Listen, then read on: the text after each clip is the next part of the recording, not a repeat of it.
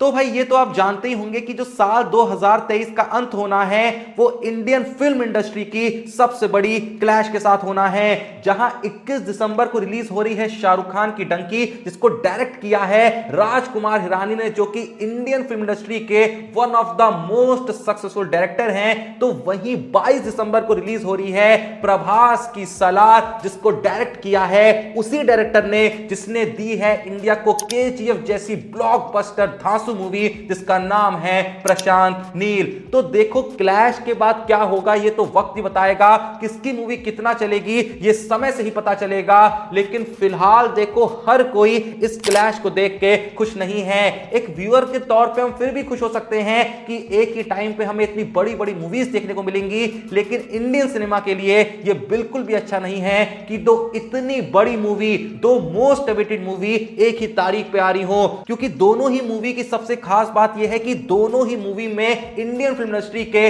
One of the biggest superstar हैं, और दोनों ही मूवी को जिस डायरेक्टर ने डायरेक्ट किया है उनका भी अपना ही एक अलग रौला चलता है। क्योंकि मैंने कहा ना, राजकुमार हिरानी ने जहां आज तक एक भी ओंगी पोंगी मूवी नहीं दी है, जो भी मूवी देते हैं वो बॉलीवुड के सारे पुराने रिकॉर्ड्स को तोड़ देती है। और शाहरुख खान का भी हम सब जानते हैं जैसा वक्त चल रहा है, वो इस समय अपने सबसे पीक पे चल रहे हैं करियर के, जो मूवी बना रहे हैं वो सारे रिकॉर्ड्स को तबाह कर दे रही है। वहीं पे बात करें अगर सलार की, तो हां जो प्रभास का वक्त पिछले कुछ समय में चला है कुछ खास नहीं रहा है, उनकी पिछली मूवीज कुछ ज्यादा चली नहीं है, लेकिन सलार की बात अलग है। सलार का जो क्रेज है वो अलग ही लेवल पे है, और इस क्रेज के पीछे का जितना बड़ा रीजन असल में प्रभास नहीं है, उससे बड़ा रीजन इस मूवी को डायरेक्ट करने वाला इंसान है, जिसका नाम है प्रशांत नील। क्योंकि प्रशांत नील के काम पे लोगों को भरोसा है। इसने केजीएफ और केजीएफ 2 जैसी मूवी बनाई हो, हर कोई जानता है कि उस प्रशांत नील के हाथ में जब प्रभास आए होंगे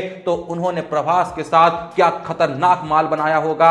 अब खतरनाक माल बना है या नहीं बना है, जैसा मैंने कहा ये तो वक्त ही बताएगा। पर फिलहाल ये जो क्लैश वाला पंगा चल रहा है ना, इससे कोई खुश नहीं है। हाल ही में प्रशांत नील से जब इस क्लैश के बारे में सवाल करा गया, तो जो प्रशांत नील का जवाब रहा ना, उससे बहुत लोग खुश नहीं दिखे। क्योंकि प्रशांत नील ने कहा कि देखिए मेरा काम है मूवी बनाना, और मैं भी इस क्लैश को देखना नहीं चाहता हूं। मैं भी दुखी हूं कि ये क्लैश हो रही है, लेकिन ये जो डिसीजंस होते हैं ये प्रोड्यूसर्स के होते हैं, इसमें मेरा कोई हाथ नहीं है। जब मैं मूवी डायरेक्ट करता हूं तो प्रोड्यूसर्स मेरे काम में इंटरफेयर नहीं करते हैं। ठीक उसी तरीके से अगर वो कोई डिसीजन ले रहे हैं मार्केट वगैरह को देखते हुए, तो मैं भी उनके काम में इंटरफेयर नहीं करता हूं। इसलिए मूवी कौन सी डेट पे रिलीज होगी ये तय करना मेरे हाथ में बिल्कुल भी नहीं है। इवन प्रशांत नील ये भी कहते हैं कि मैं राजकुमार हिरानी का एक बच्चे की तरह फैन हूं, मैं पागलों की तरह उनकी मूवी का इंतजार करता हूं, और जैसे ही डंकी आएगी मैं पहले ही दिन उस मूवी को देखने जाऊंगा। तो देखो प्रशांत नील ने ये जो बात कही है ना, इस पे भरोसा करना थोड़ा सा मुश्किल है। जब आप इतने बड़े डायरेक्टर हो, जब आपकी मूवी का वेट लोग सिर्फ इसलिए कर रहे हो क्योंकि इस मूवी को आपने डायरेक्ट किया है, हालांकि प्रभास की भी अपनी एक अलग ही लेवल की फैन फॉलोइंग है, लेकिन फिर भी जैसा मैंने कहा इस मूवी के पीछे का जो क्रेज है ना, वो जितना प्रभास की वजह से है उतना ही प्रशांत नील की वजह से है। तो इस बात पे कोई विश्वास कर ही नहीं सकता है कि प्रशांत नील का मूवी की रिलीज डेट को डिसाइड करने के पीछे कोई रोल ही ना हो। जाहिर सी बात है उन्होंने भी यहां पे कुछ सजेशंस दिए होंगे। अब वो चाहते थे मूवी रिलीज करना इस डेट पे या नहीं चाहते थे, ये तो वो ही अच्छे से जानते होंगे।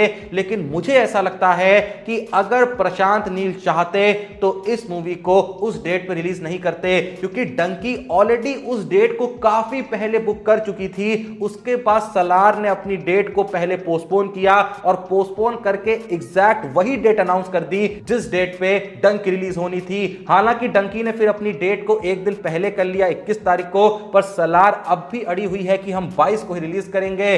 अब देखो वक्त ही बताएगा कि इस क्लैश से किसको कितना फायदा होता है, किसको कितना नुकसान होता है। लेकिन एक बात तो तय है कि दोनों को नुकसान तो होकर ही रहेगा। भले ही दोनों मूवी चल जाएं, भले ही दोनों मूवी ठीक ठाक कमाई भी कर लें, लेकिन जितना ये दोनों ही मूवीज सोलो रिलीज में कमाई कर सकती थी, उतनी कमाई तो ये नहीं कर पाएंगी। तो मेरे हिसाब से ये बहुत ही बेवकूफाना एक डिसीजन है। बाकी जो भी ये वीडियो देख रहा है, आप लोग की इस पे क्या राय है कमेंट में जरूर बताइएगा। वीडियो पसंद आए लाइक करिएगा, चैनल को सब्सक्राइब करिएगा। आप किस मूवी के लिए ज्यादा एक्साइटेड हैं ये भी कमेंट में बताइएगा। मिलते हैं नेक्स्ट वीडियो में, तब तक के लिए जय हिंद, धन्यवाद।